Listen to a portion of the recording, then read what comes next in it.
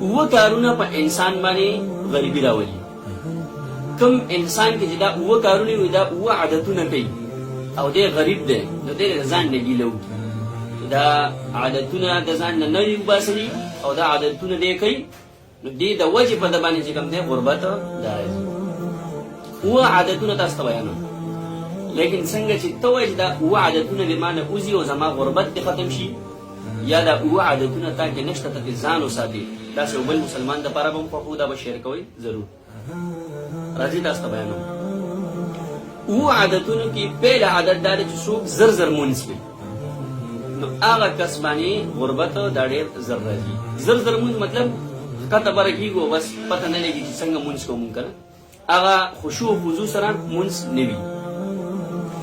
دویم په ولاړه باندې اوبه څښئ او دا چې کوم دی نن سبا ډېر زیات عام ده دا غلطي هر څوک چې کوم دی یو پیشن وندرې بس په ولاړه باندې اوبه څښي نو دا دویم عادت دی. دا عادت چا کې وي په ده باندې به غربت راځي. دریم په